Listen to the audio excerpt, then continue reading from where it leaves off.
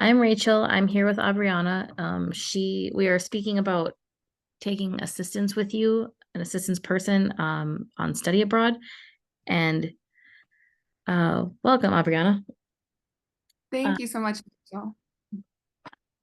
First question is, tell a little bit about your disability, whatever you're comfortable with. Thank you. So I have a physical disability and also experience some chronic illness.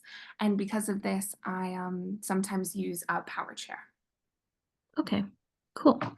Um, so you are in a study abroad, and that was with Mobility International USA helped you out? Sorry, I can clarify. So I am doing a year-long international travel program. It's a fellowship where I explore disability community building in different cultures around the world. Oh, that's cool. Yeah, it has been cool. So we're currently, where are you at? I'm currently in Sydney, Australia. Cool. And you've been to how many places so far? I have, within this fellowship program, I will have lived in 8 countries and traveled throughout those countries to roughly about 30 different locations. So lots of moving and lots of learning. Oh, wow. What is the name of this fellowship? It's the Thomas J. Watson Fellowship. Okay.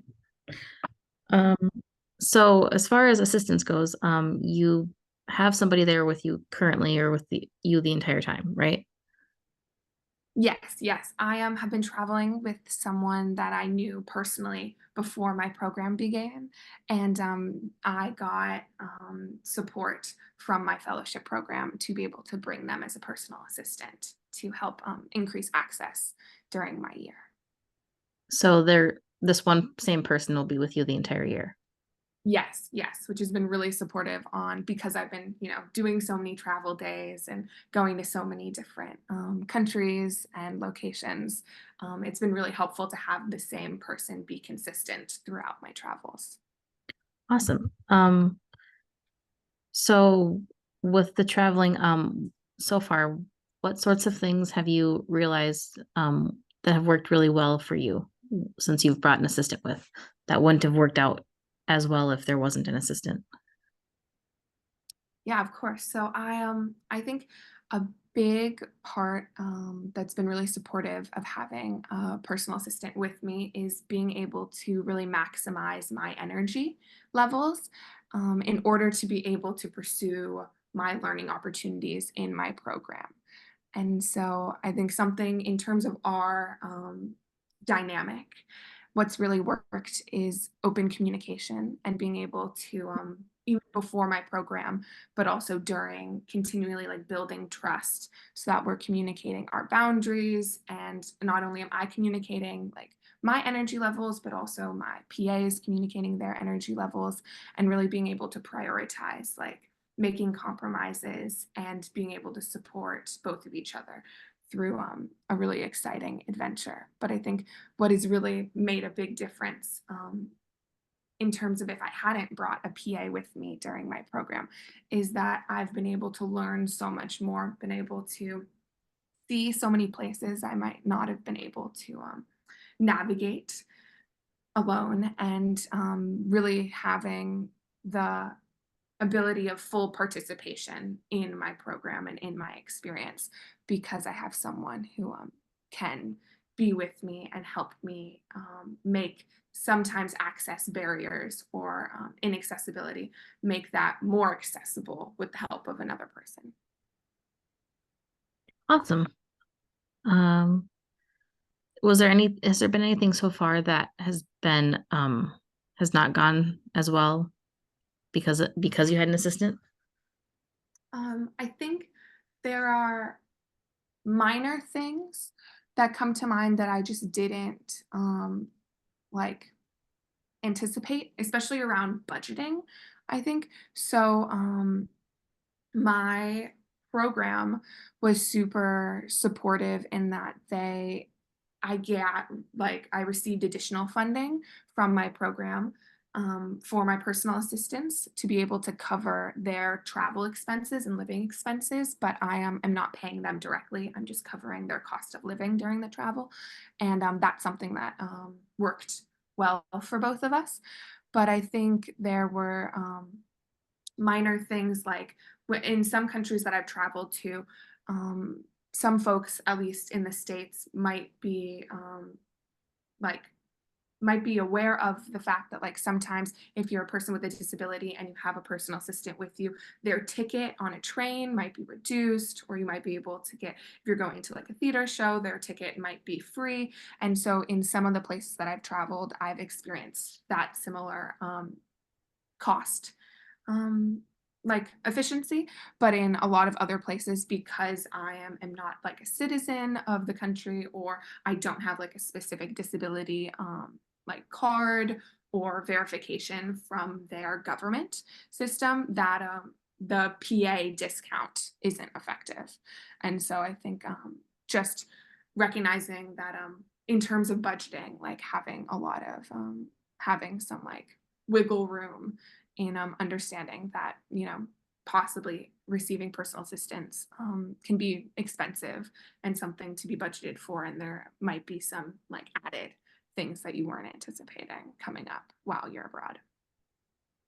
That's a really good point. Does your assistant like stay with you in the same room, or do they have like their own separate? So we've been living in the like shared living spaces, which has been really supportive. And I think also like not only was there a lot of communication around like what we're both comfortable with, and what we are, what the year would look like for us, and what would feel like a yes and what would feel like a no. And so I think for us, we were both comfortable with the living situations that we've been navigating, but recognize that living situations and PAs look really different depending on different people. Yeah. One thing I was thinking about that's not on the sheet, on the questions, um, for like assistive devices that they have to Mhm. assist you with, like the shower chair or something.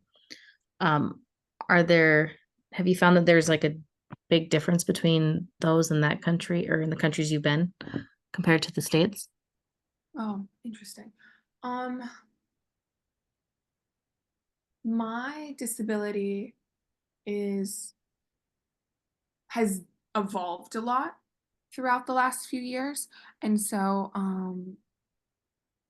I when I imagined and was planning my fellowship and my access needs, they involved a lot more assistive devices than my health has been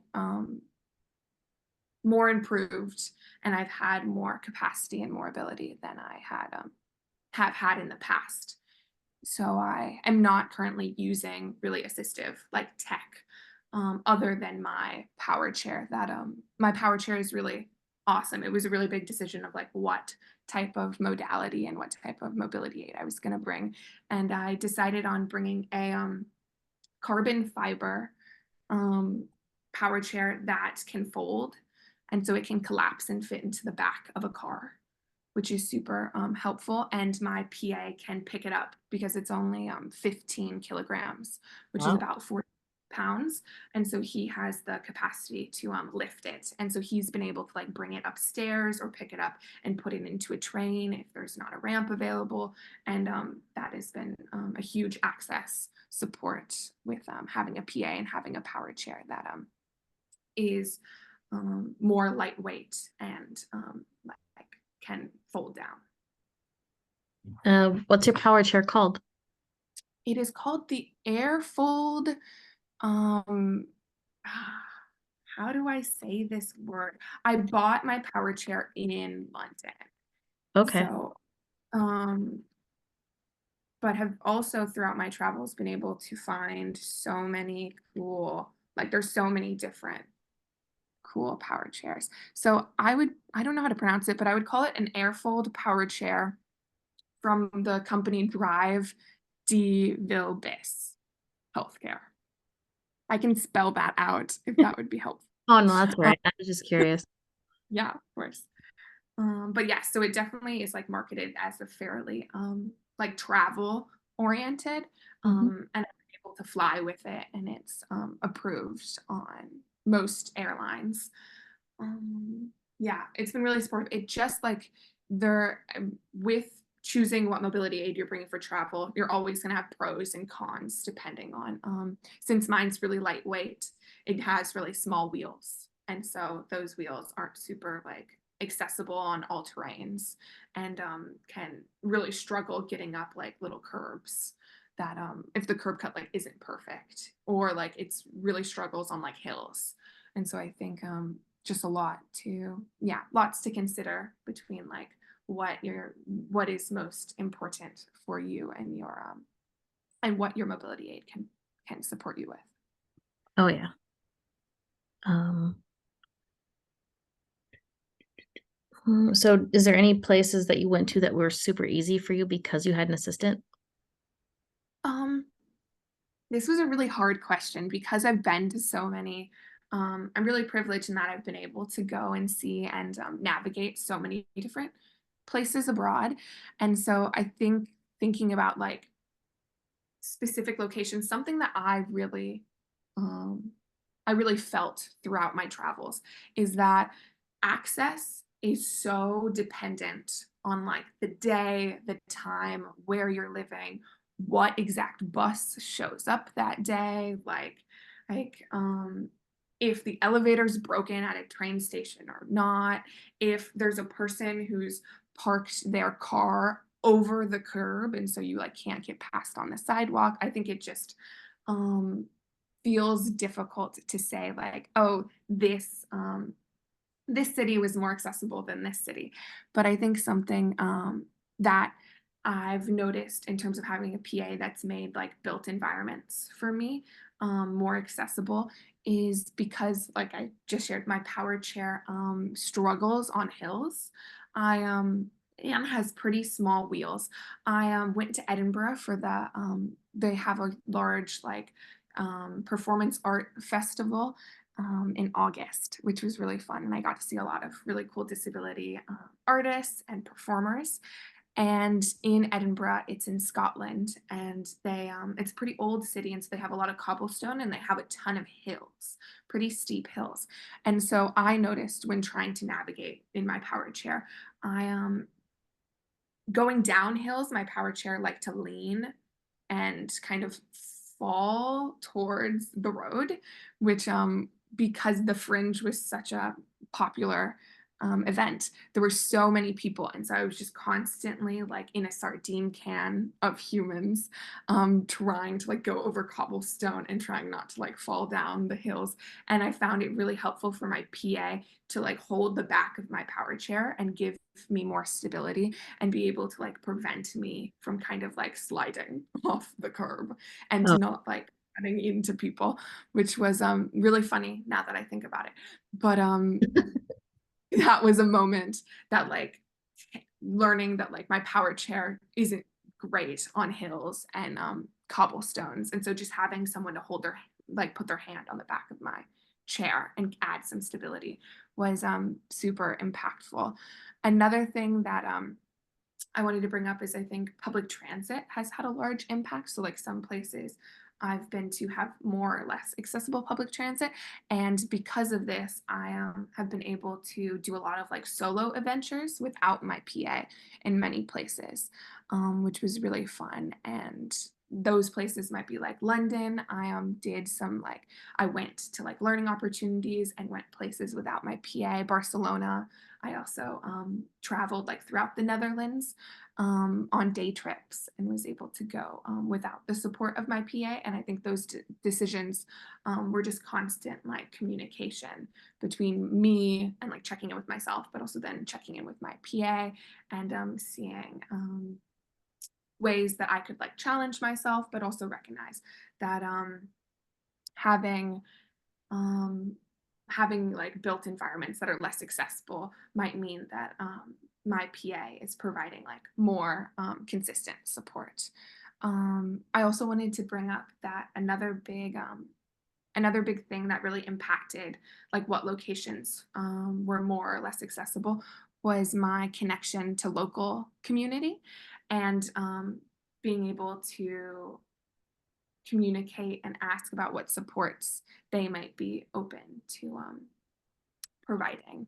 And so in some like locations where I experienced yeah, like community supports and folks that really was able to give like my PA, some solo time for him to explore adventure and experience kind of his journey throughout our travels, but also meant that I was building like strong relationships with local people and building friendships and receiving care from people that I, might not be traveling with, but in community with. So that was really lovely. And then I have another thing to say. I'm so sorry if I'm rambling.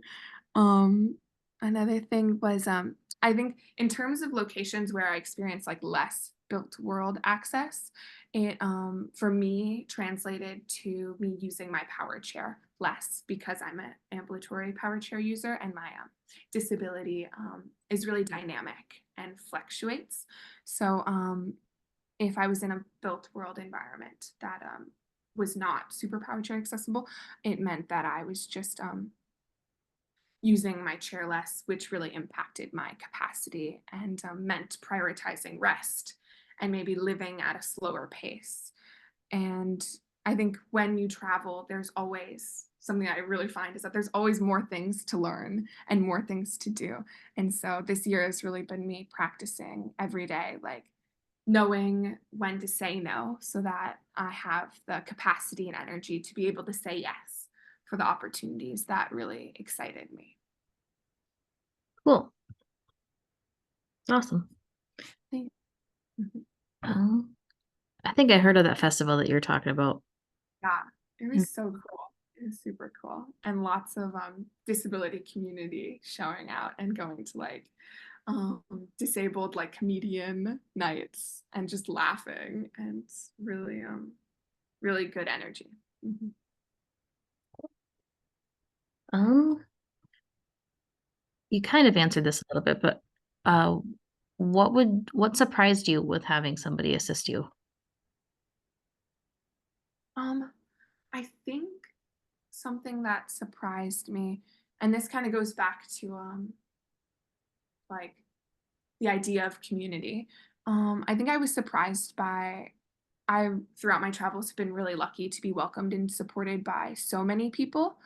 Not only my personal assistant throughout my international exchange. And so I think I've been really surprised that every community and country and location that I've been to, there have been so many supportive people with disabilities um, who are like open and eager to share advice or to give support. And so I think that I was surprised um, by just how supportive and caring total strangers have been, or folks who I didn't know previously. But I think I also have been surprised by like my ability to give and receive care, yeah, from like newfound connections other than my PA. And this kind of has looked like this could have looked like when I was in the Netherlands, I signed up to like go to a community event. And before the event, they asked me to like fill out a form about my access needs. And so I kind of shared my access needs and then had someone who was organizing the event, they followed up with me and reached out before the event to ask like how they could help. And like, oh, I shared this, like, would this be a supportive thing for one of our organizers to do? And in that instance, my access needs were like fully supported by the like event organizers and the participants. And so that enabled me to choose to like not bring my PA when I traveled to the event and engaged. And so I think just little things like that of recognizing that yeah, support and care can be given and received like in so many different relationships throughout your travels. And so I think having my PA as a constant and a consistent, especially since I've been traveling so much and moving so many places, that it can be difficult to like build a support system if you're only in a place for 2 weeks. But I think also being open and welcome to like reaching out to local communities and building relationships there has been really helpful. Awesome. So your fellowship, this is off the Mhm. comment or off the questions, but your fellowship is a disability fellowship? Like, No, it isn't. So it is a like 1 year international travel grant to explore your like biggest passion or interests on like a global scale, and to explore a passion project. So my project that I propose and that I've been pursuing is about disability community building and empowerment, in different cultures. But other folks for their fellowship, are exploring all sorts of different cool topics and interests that aren't disability related. oh, awesome. Okay. Um, let's see. I think we've covered pretty much everything that I was Yeah. curious about. Is there anything, um, what would you like people to know about bringing along an assistant? Like if they're hesitant or anything like that. 1 second. Okay. I'm gonna think about that. Thank you.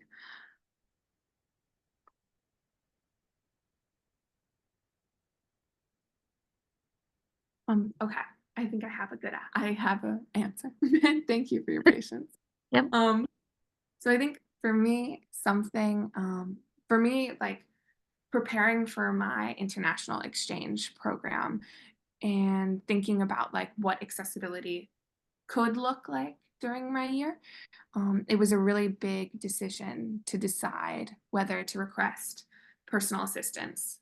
And I really like took a lot of time carefully like thinking through like what it would look like to have a PA and what it might look like to not have a PA, and then also thinking about like what types of PA supports would be right for me and right for my program. And that involved like talking with a lot of friends, talking with mentors, receiving like support and guidance from MIUSA.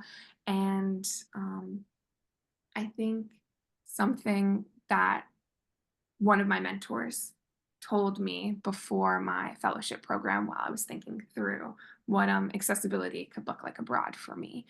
One of the like best piece of advice was that the world is gonna present all of us with challenges, and we're always going to have barriers and accessibility.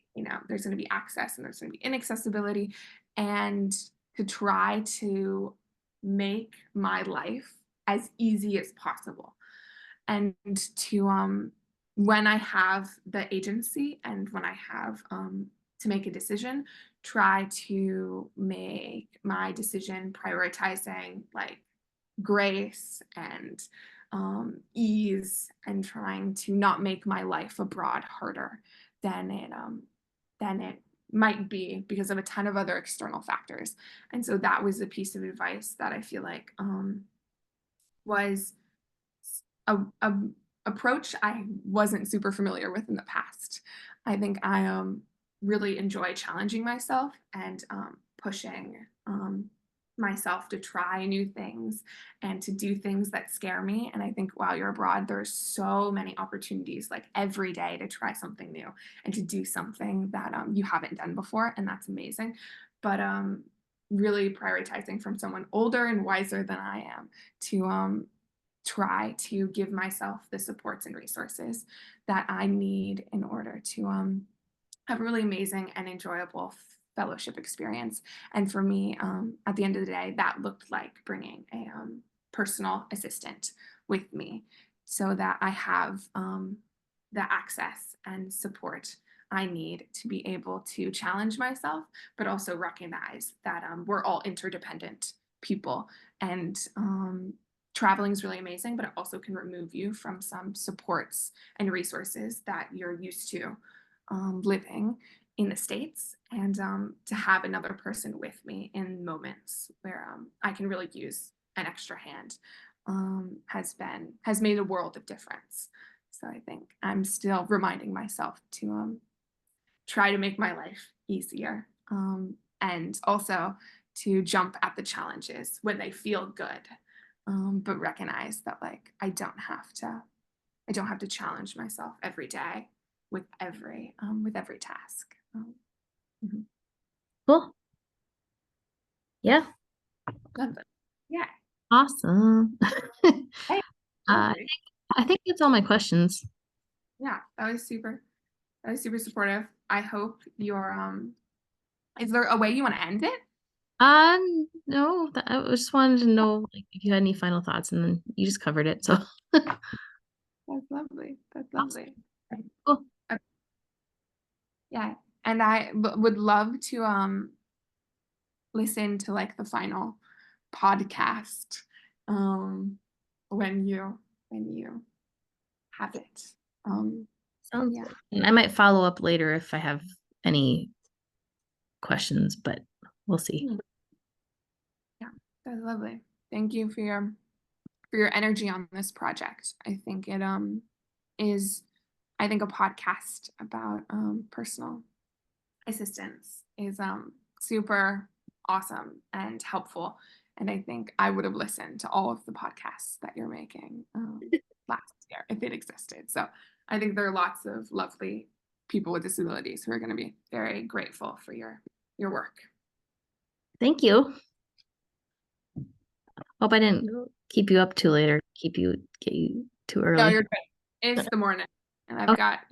I'm gonna go eat some oatmeal and bananas for Well, all breakfast. right. Well, thank you for your help. Yeah, of course. And thank you for your understanding and care. I please feel free to reach out if anything comes up, but I am wishing you the best and sending lots of love and energy for your editing and your project. Mhm. Cool. Thank you. Have a good day. You too. Take care. Bye-bye. Bye.